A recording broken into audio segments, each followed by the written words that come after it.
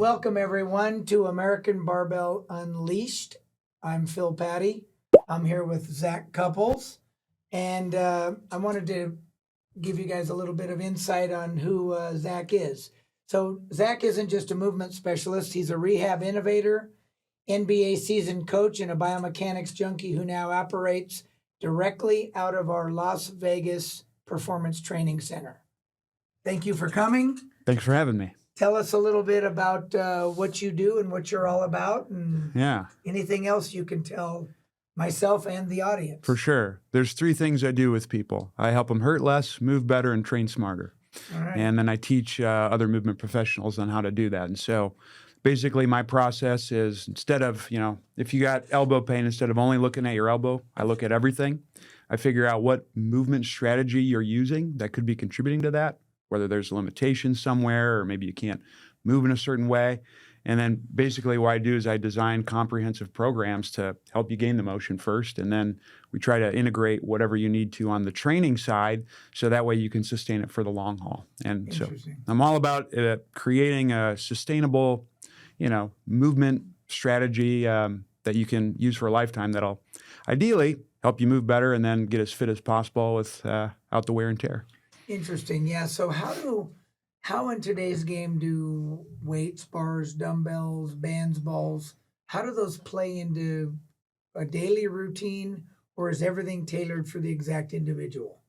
Yeah, it's all depends on the person's goal. So the amount of that you need is going to be different if you're a power lifter versus if you're an MMA guy versus if you're a desk jockey. And a lot of it depends on, what your goal is, because all of those things are tools. And, hammers are good for one thing, but they're not good for all things. Right. And so it's about determining, based on the person's goal, which tool is going to be best for the job. Sometimes it's not even any of that. It might be something else. It might be a low intensity thing. Right. Other times, that's the best thing you can use to achieve the outcome. Yeah, it's interesting when I think about how many people, myself included, have been injured over the past just from using too heavy weight, not being warm. And I see that, I've been talking to people a lot recently about trainers. There's trainers and then there's trainers. And I like to refer to the people I like to associate myself with are those elite sports performance professionals.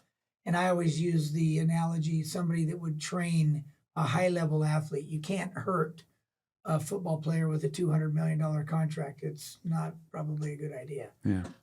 And so it's interesting when I see the band training, the rubber band training, and all the other things. How important in today's game is that initial warm-up? And then I've been hearing a lot about recovery. So I'm interested to hear your take on recovery as well, and how that plays in to the training methodology during a week of training. Yeah. Warm-up actually is, I did some research on this a while back, and it is one of those things that does reduce injury risk, both in training and outside of it. And so I think it is important. I think it's most important that it's tailored to the individual. So what we're trying to do from a warm-up, aside from increase core temperature and prep you to do the high-intensity stuff, is gaining access to motion in areas that you don't have. Right. And so, not everyone needs to do ankle mobility drills if they don't have an ankle mobility issue, or if that's even the reason why. And so ideally, you want to have techniques that are tailored to where you tend to get stiff. And then on the high intensity side, then ideally you're trying to hold that position as best as possible under load. So that's one piece. Now, in terms of recovery, there's a lot you can do, but I think most people miss the basics before going after the advanced stuff. It's kind of like if we were talking about diet, there's no sense in going after carb cycling and intermittent fasting if your diet's mac and cheese and gummy worms. Right. So what are those fundamentals? Probably getting enough sleep is probably the most important thing. Making sure you eat a well-balanced diet. Like, I try to get those things dialed in with people. Now sometimes there's exercise reasons or structural reasons why people can't get the sleep piece, for example. Right. And it's like, maybe they need to get a sleep study and work with a dentist or something like that to help with that. That's just a whole another paradigm. But it's like those got to get hit first. But then there's other tools you can use once you have that can help with recovery.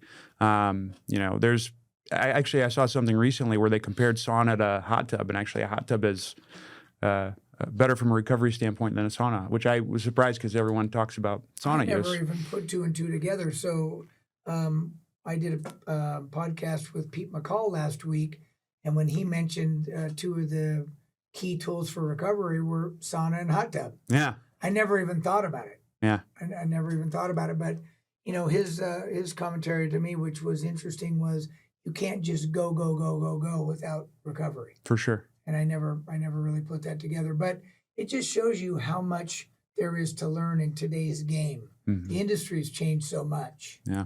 Right. So what do you think? What's your assessment of the changes in fitness, in the fitness industry, in training in general? What you see and hear that clubs are trying to attack? What's your opinion on all that? What direction is it going in your mind? I think divided is a great term because you have a lot of people out there who are science, evidence-based, and that's becoming very prominent. And you see it all over social media. And then you also see people who think like that's an excuse to just not work hard. Right. And so the answer between those two is probably in the middle. In terms of clubs, it's funny, like, I worked in Memphis. I'm still pretty close with those guys, and a lot of them are innovators there. I think a lot of them are just finding what the big issue is with a person and then using everything in their power to attack that. Whether that's using isokinetics, whether that's, using targeted manual interventions or even medical interventions. So I think if we were to kind of look at the landscape together, where it's going is individualized. Right. Because in some instances, the science-based people are right. It's like you need to do this, this, and this to get the adaptation you want.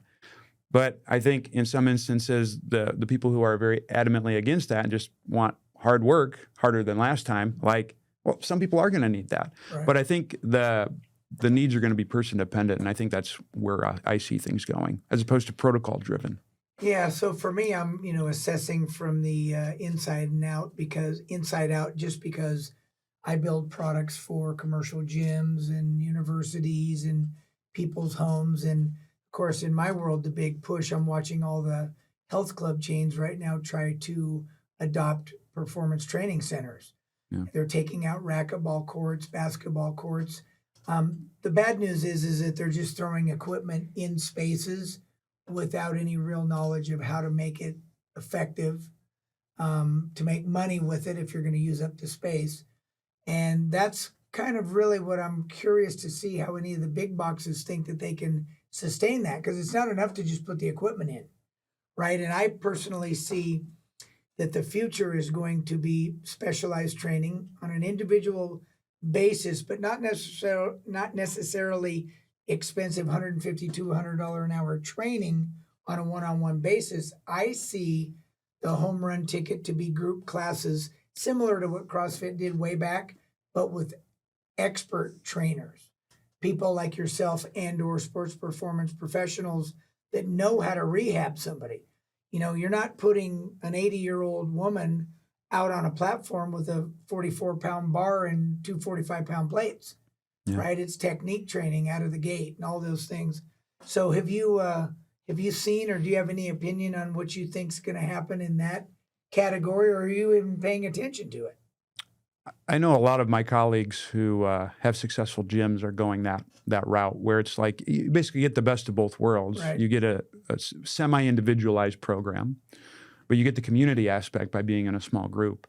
And, if you look at most gyms that succeed over the long haul, because it's a tough business. Sure. It seems to be the smaller boutique gyms that offer something like that, whether it's semi-private or like larger group, but not like the big group classes. Right. Because the big group classes, you get a lot of people just going in and out. Right. But if you get the serious people, it's like they're paying money to train and get better for a specific thing. Exactly. Actually learn. Well, you're right on track with that. And that's our plan basically with our American Barbell Sports Performance Training Centers project that we want to launch fairly soon. And that's exactly what it is. It's a performance training center, maybe anywhere from 5,000 to 8,000 feet of the best equipment, a lot of deadlifting, a lot of squatting, a lot of band training, ball training, dumbbell work, pulley work, And again, the classes will be led by elite level trainers. And the people will be welcome to take classes a couple times a day if they want. When it's not class time, it's going to be open gym. And if personal training one-on-one is available, you can opt for that too. But it's a membership that's going to be $200 a month, because we don't want the $25 a month type of person. We want somebody that realizes that training at that level does cost $150 or $200 an hour. Yeah. So a month is a bargain. So that'll be interesting to see where that goes. Yeah. Hopefully they get the belt squats. I'll tell you what. You've mentioned that a few times, so I love that machine. Well, it's so here's the issue with most belt squats. Most of them, the way that the weight is in relationship to where the harness is that you would be in, causes the pelvis to just go really far forward. And so then at the bottom, what ends up happening, because normally when you're pushing out the bottom, you're going to have the knees come in just a little bit just to help give you that extra boost to come up. Right. But with the way yours aligns, where it's just it's a little bit further back. And so basically what happens is you can start with a little bit more of a negative shin on the squat and then go down from that position. And you don't seem to get the pelvis in that funky position to where you basically run out of room at the bottom. And so I really like it. It's almost kind of like, I'm kind of throwing this in there because I want you to build one of these and put it here. But it's like a pendulum squat in a way. And I don't know if you are familiar, if you're working on building those and then putting one here that I can use. Excuse me. It's interesting that you're even bringing this up, because for those who don't know, we don't just build weights, bars, and dumbbells. My background started in selectorized weight stack equipment back in the late 70s.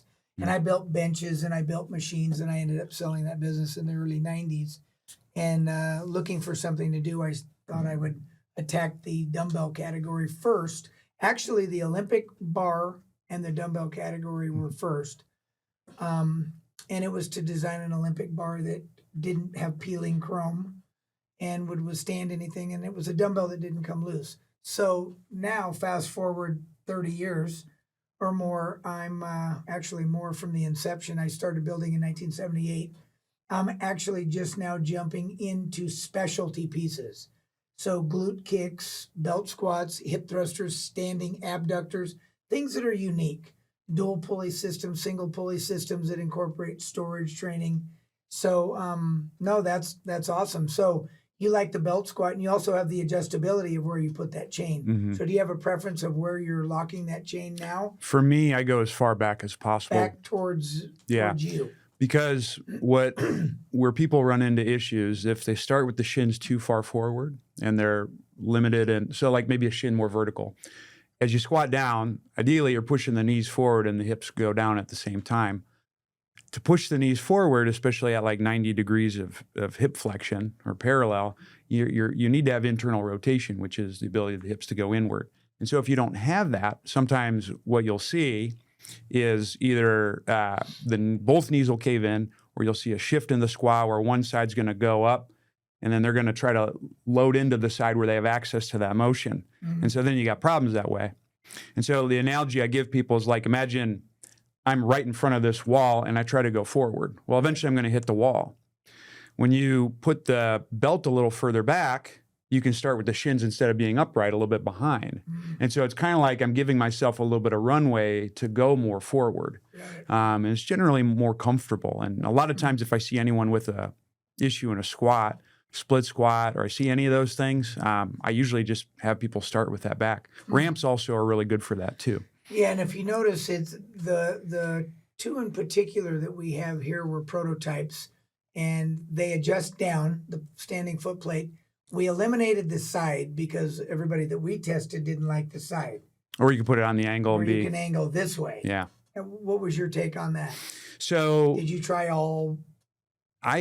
The problem with the side angles is when you get the ankles in that position where it's more inverted, like the ankle sprain position. Right. The way the mechanics are with the tibia up is it limits how far the tibia can go forward, or the shin. Because in order for that to happen, the foot needs to be able to pronate or flatten out. But if I'm way on my side, I can only go so far. Right. And so if I were to manipulate the ankle what I would do is I would have the ankle start in more plantar flexion. So instead of tipping sideways, you have it tip goes up forward and down. back. So have you used it in both? I didn't know you could do that. Oh, yeah. well, crap. Now I need to. Yeah, no, that's what people like. Yeah. So no, that's cool. And of course, making things that you think are beneficial. That's what we're all about. Yeah. Definitely. Yeah. So Zac, how did you get into performance in rehab, and what drew you to American Barbell? Yeah. So I was a lifelong athlete, played basketball growing up, but then my big sport was track and field. I ran the 800, and, the mile, and the 1500. Was able to get up to the D3 level, and my freshman year I was terrible, and I don't like being terrible at anything, and so I ended up falling in love with training that summer. Like I was lifting weights consistently, running a lot, and I had a manual labor job. And I came back the following year, won most improved on my team, was significantly faster. And I think that's really when I fell in love. And I thought physical therapy was just like, oh, this is like a trainer who makes more money. Cool. I didn't know anything. So I was initially going to be a chiro, worked for one of my old coaches. Wasn't really what I was thinking it was. And so then I observed physical therapy after that and fell in love. And so then I went through PT school, and I ended up mentoring with Bill Hartman, he's an excellent physical therapist, probably the best I've ever seen. And he's just a brilliant mind. And that's when I saw just a whole different world. And so he kind of got me on the journey that I am today. And so that's how I got into it. And I've, worked in all different settings, hospital, travel physical therapy, the NBA, now private practice, and I do a lot of work online now. And Interesting. Yeah, so that's been my journey basically. So why is it today a lot of physical therapists have such a bad rap? Is it quick and dirty, in and out? I mean, I had a terrible experience with a torn labrum. I was put in a room with 15 people, and I felt like I was in a cattle area. It did nothing for me. I think there are some faults of the therapist, but I think more of it has to do with the way the system is designed right now. Because if you look at physical therapy in comparison to other treatments, we're kind of cheap. I spoke with a woman on the phone the other day, and her husband has this weird disease, and one shot to cure that disease is $100,000. I know, which is crazy. Yeah. In comparison, physical therapy charges insurance if that's the route you go. The low end's probably $40. The high end's probably $100. So way less expensive in comparison. But the issue is insurance companies are a business. They're trying to make money as well. Their margins are small. And so over time, what happens is they pay less and less. And if you're a company that relies on insurance reimbursement, you got to figure out a way to make ends meet yourself. And so the way a lot of them are doing that now is they're doing exactly what you were in. 5-on-1, 4-on-1, small groups, because it's a way to make ends meet. The problem, though, is you can't make things as customized. Right. So then you're basically trying to hit the law of averages in terms of allowing people to get better, or at least not hurting themselves and allowing time to run its course. Right. But that's why I'm not in that game. Right. With the way I do PT, and this is what I found to give me the best results with patients and clients is one-on-one. Right. And I'm moving even toward now where it's like, I'll only work with you if I can control everything. Not just the rehab side, but I want to take care of your training. Because if you're not, if you're doing these few moves that I give you, or you're allowing me to do menial therapy to you, but then you're going and doing a bunch of stuff that's counterproductive to that, then, what are we doing? There's that one-on-one sport specific, right? That's exactly what I was talking about previously, that is the future across the board. Now, you're never going to, as you said, you won't get the masses, hospitals and insurance companies to ever buy into anything other than trying to figure out how to make money. But at least in your guys' game, the physical therapy game, you have to have some kind of schooling, right? And I tell people all the time, in my game, it's crazy that you need no experience whatsoever to start a business and buy equipment out of China or wherever else, and you can be in business next month selling equipment, and nobody has the buyer, the consumer, the user has no way to discern if it's safe or not. Yeah. It makes no sense to me. So at least on your side, people have to have a little bit of credibility, right? Yeah. So interesting. But I do like that one-on-one concept. I think that's the only way to go. It is. So what did draw you to American Barbell? How did that take place? Yeah. So, one of my buddies, Kevin, he's a physical therapy assistant, fitness nut, and the place that I was renting at before, great group of people. It's just where they were going to be moving to wasn't going to work for myself and my wife. And so we were kind of looking around and saying like, well, what can we do? And he had mentioned that there was a showroom open here. And I'm like, oh, okay. And so I just reached out to your Instagram and said, hey, because I think there was something on there that said you were open to renting space on one of your posts. Really? Yeah. And so you probably didn't. I should know that. And so I'm like, that. hey, you guys, open to renting? And so then we ended up meeting. We chatted for at least an hour. Oh, yeah. When we came here, and we fell in love with the place. We thought this was amazing, and that's how we got together. And I'll tell you this: the only thing that I knew about you was at the place that we were renting, they had your boxes. I'd never known anything about any of your equipment, and so then when you were telling your story, and I'm like, oh wow, and then now using it, it's crazy just how different it is when you have like very good equipment because. I'll tell you, as maybe not an informed consumer, but me, it's like, I just want good and like not going to break the bank. Right. But there's a difference. Like there's a difference in the box that I get off of Amazon versus your boxes. There's a difference between the boxes. Yeah. Oh, yeah. There's a difference between barbells. Yeah. I mean, just having, used the stuff with my clients here and on myself, it's like, wow, this is definitely different. So, but the joke I always tell people is, that I'm living Arrested Development, the television show, but the physical therapy version because it's a showroom and a model gym. Yeah. And so, Well, that was my plan. My plan was to have a showcase where people could come and actually train. Yeah. Bring in coaches from universities, bring in a group of trainers or managers from health club chains, whatever it may be, so they could touch, feel, test the biomechanics, see how things are built. It's really, really important for sure. But when I first met you, I didn't realize that you were so into training as well, which makes this a dream scenario for you as well. Yeah. And for myself, I love it because I love to learn from educated people. I tell people after 47 years in the industry, I can learn every day. I want to learn every day. So no, that's cool. That's really, really cool. Good to know and great. So what was the last thing we were going to touch on? Was it what was it? Not mobility. Posture. Let's close out on, well, I want you to just close out on what we should be thinking about going forward as individuals that want to start a healthy road. Yeah. That's probably better than posture, personally, because I think, well, let me hit on posture first, and then I'll talk about that. Most people screw up posture because they think you have to hold this perfect position at all times. But the issue is if you hold any one position for too long, it'll get uncomfortable.